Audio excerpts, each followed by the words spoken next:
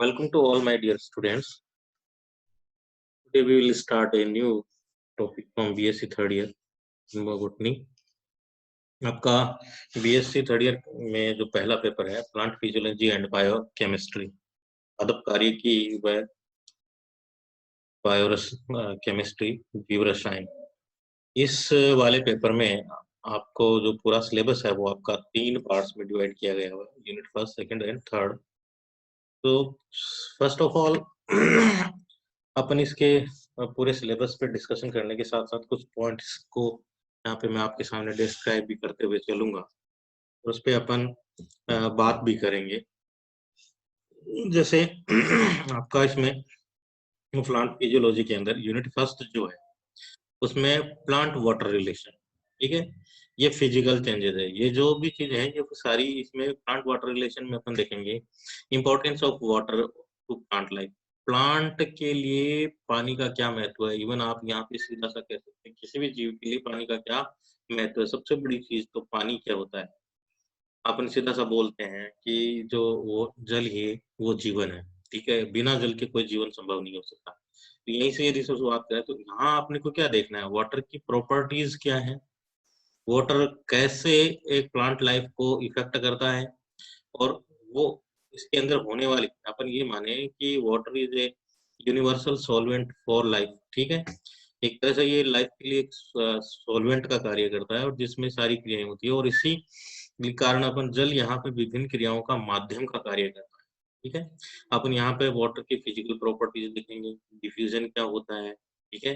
जैसे डिफ्यूजन की बात करें तो बस एक जनरल से डेफिनेशन कर लो कि किसी भी पदार्थ का अपनी उच्च सांद्रता से निम्न सांद्रता की ओर गमन क्या कहलाता है, आपका डिफ्यूजन कहलाता है।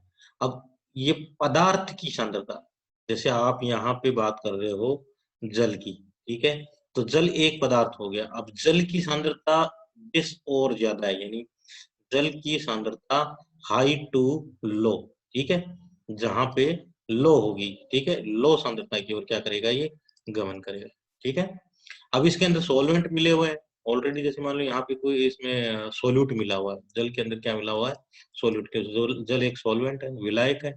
यदि इसमें कोई विलय मिला हुआ है तो ऑब्वियसली क्या होगा, यहाँ पे कोई दूसरा जल है तो सांद्रता किसकी ज्यादा होगी, इसकी, जो प्योर जल है उसकी सांद्रता क्या होगी, आपकी ज्यादा होगी। जिसमें कुछ मिक्सिंग हो रखा है उसकी सांद्रता कंपेयर देन जल से क्या होगी, कम होगी, ठीक है।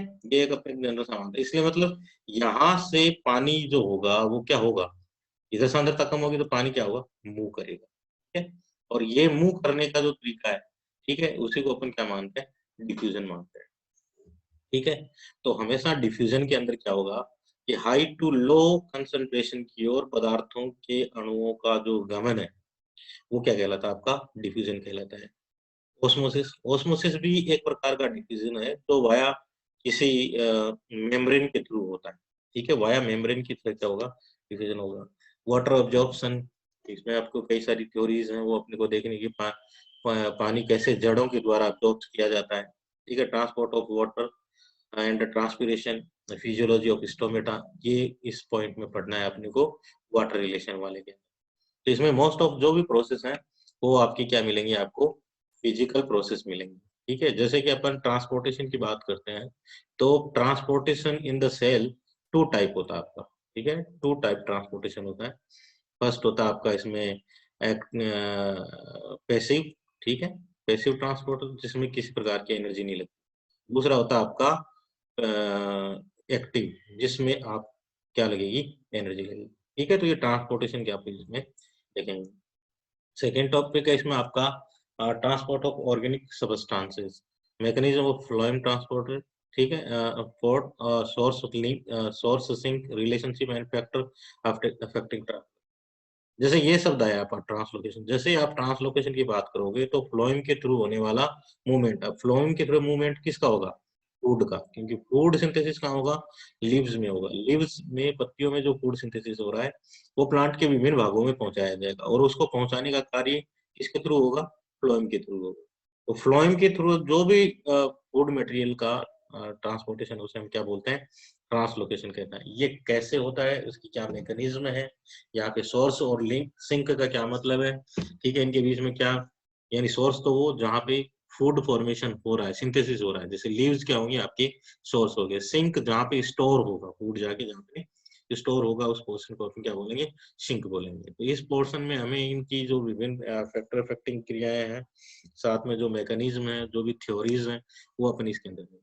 Basic of enzymology, discovery and nomenclature, इसमें पूरा एंजाइम्स का डिटेल हम देखेंगे कि एंजाइम की डिस्कवरी कैसे हुई, ठीक है, और उनका नामांकन कैसे गया, नामांकन के लिए कौन कौन से उसका जो कौन सा क्लासिफिकेशन है, ठीक है, कैसे हम नामांकन करते हैं ट्रेडिशनल और जो सिस्टमेटिक जो नोमेनक्लेचर कैसे किया गया है, एंजाइम के कैरेक्टर क्या है, होलो एंजाइम क्या होते हैं, एपो एंजाइम क्या होते हैं, को फैक्टर को एंजाइम क्या होते हैं, एंजाइम का रेगुलेशन और कैसे किया जाता है, और मैकेनिज्म क्या होती है।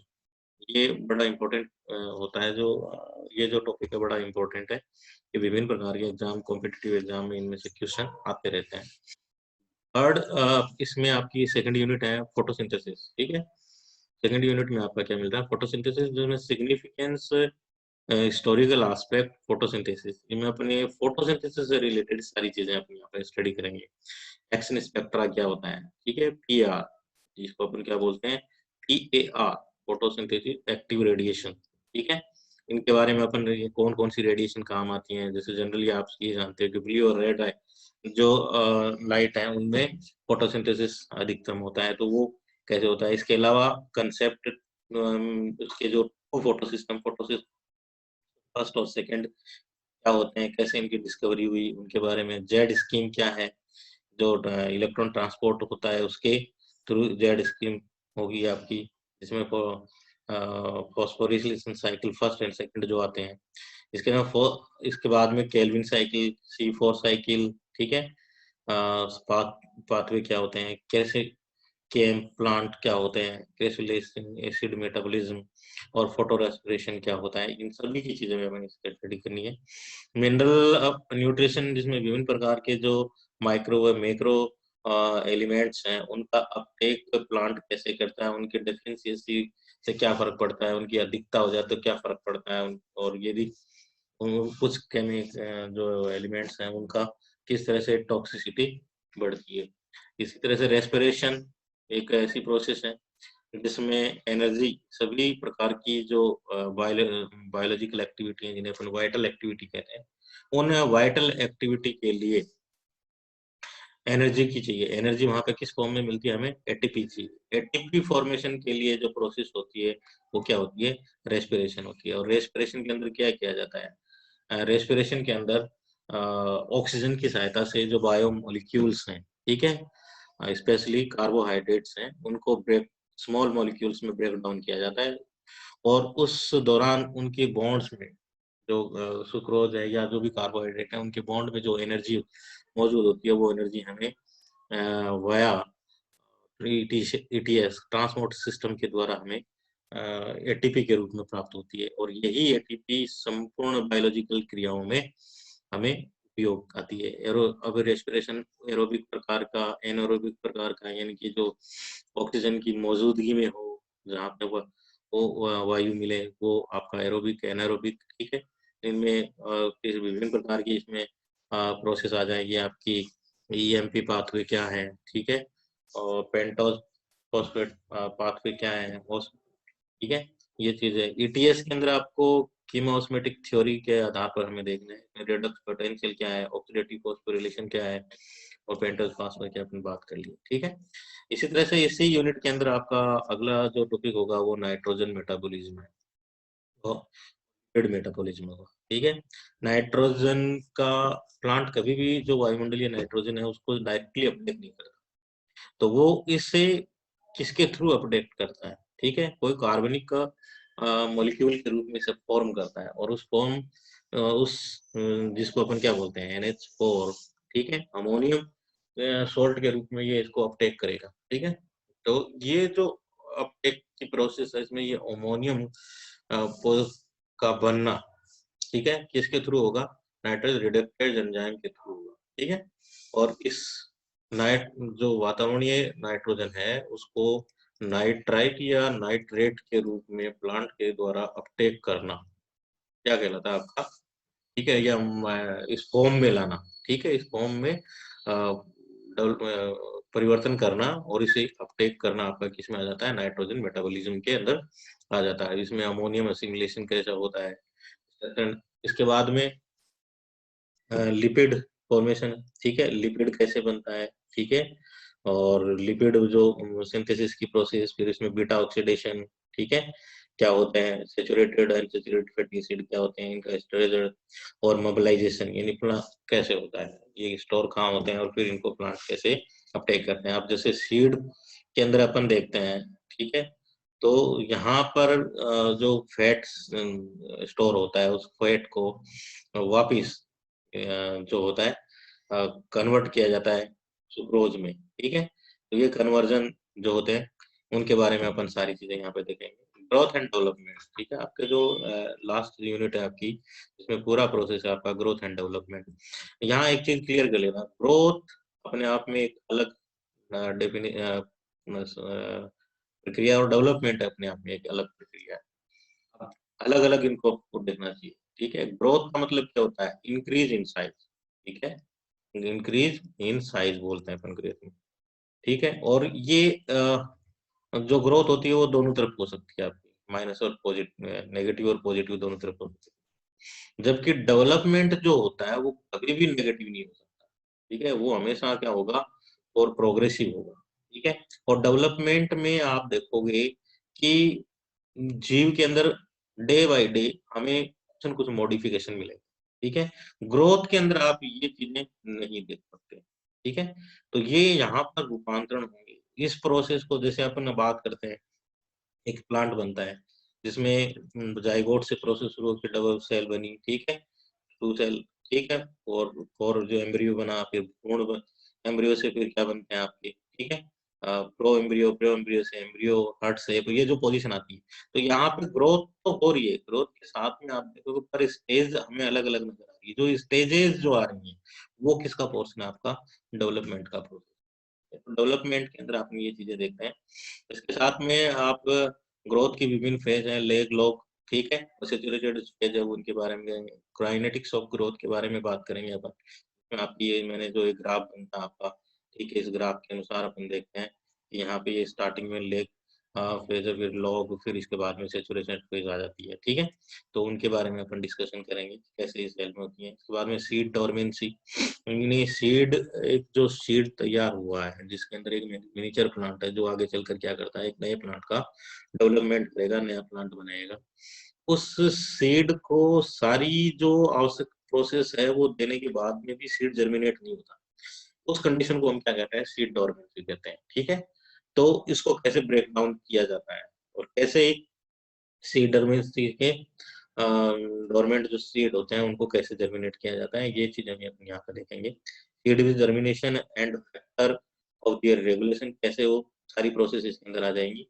Plant movement, the concept of photoperiodism, ठीक है, ये फोटोपीरियोडिज्म को आप देखेंगे। प्रकाश दीप्तकालिता, प्रकाश के कारण कैसे प्लांट्स के अंदर फ्लोरिंग होती है, ठीक है, तो वो चीजें देखेंगे जिसमें आपको शॉर्ट डे, लॉन्ग डे और डे न्यूट्रल प्लांट के बारे में अपन बात करेंगे। फ्लोरिजन कंसेप्ट की बात करेंगे कि फ्लोर सीधा सा है कि फ्लोर बनने की प्रोसेस में एक हार्मोन जैसी घटना बनती है, हालांकि इसे अभी तक खोजा नहीं जा सका है, इसको इसका एक्सट्रैक्ट तैयार नहीं मिला है, लेकिन फिर भी साइंटिस्ट मानते हैं कि फ्लोरिजन, फ्लोरल को फ्लोर पार्क को डेवलप करने के लिए कोई हार्मोन जैसी संरचना होती है जिसे फ्लोरिजन कहते हैं, वो फ्लोरिजन कंसेप्ट के बारे में बात करेंगे। वर्नलाइजेशन, सीड को मतलब प्लांट के अंदर दो फेज होती है, गाइक फेज और एक काइक फेज होती है, और एक आपकी फ्लोरल क्या रिप्रोडक्टिव फेज होती है। हम चाहते हैं कि जल्दी से रिप्रोडक्टिव फेज आ जाए, तो वर्नलाइजेशन की प्रक्रिया के द्वारा क्या किया जाता है, सीड को या प्लांट को कोल्ड ट्रीटमेंट दिया जाता है। कोल्ड ट्रीटमेंट देने से उसकी जो कायिक अवस्था वो छोटी हो जाती है और उसको जल्दी से हमें क्या मिल जाती है, फ्लोरल रिप्रोडक्टिव फेज मिल जाती है, ठीक है। बायोलॉजिकल क्लॉक प्लांट में कैसे काम करती है इस चीज के बारे में। फिजियोलॉजी ऑफ सेंसेंस, यानी प्लांट में जीर्णता आती है, फ्रूट राइपनिंग कैसे होती है, प्लांट हॉर्मोन्स में आपको यहाँ पे प्लांट ग्रोथ रेगुलेटर जिनको पीजीआरस कहते हैं यहाँ पर, वो auxin, gibberellin, cytokinin, abscisic acid, ethylene, very important for your exam. इनमें से कोई ना कोई बड़ा क्वेश्चन आपके एग्जाम में आता है। इनमें आपको पढ़ना क्या है, डिस्कवरी, स्ट्रक्चर, बायोएसे और physiological role and application, photomorphogenesis, phytohormones, their discovery, इनके बारे में अपन सारी चीजें करेंगे। ठीक है, बायोएसे का मतलब ये है कि हमने कोई पर्टिकुलर कंसंट्रेशन पीपीएम में या उससे मात्रा में अपने किसी प्लांट को दिया और उसके इफेक्ट क्या आते हैं, वो इफेक्ट चेक करने की जो प्रोसेस होती है हम उसको बायोएसे कहते हैं। ये यहाँ इन सब चीजों को हम यहाँ पे चेक करेंगे, क्या क्या उनमें फाइटोमा जो फोटोमॉर्फोजेनेसिस प्रोसेस होती है उनके बारे में देखेंगे, physiological role, mechanism action and high irradiance. ठीक है, यानी ज्यादा टाइम जो रेडिएशन देने के बाद में उसमें क्या होता है, क्या रेस्पॉन्स प्लांट करता है, उस चीज के बारे में अपन जानेंगे। तो ये आपका इसमें सिलेबस का डिस्कशन है स्टूडेंट्स। इसमें मैंने जनरली सभी चीजों पे आपको थोड़ा सा डिस्कशन किया है। अब हम इसको आगे कंटिन्यू करें।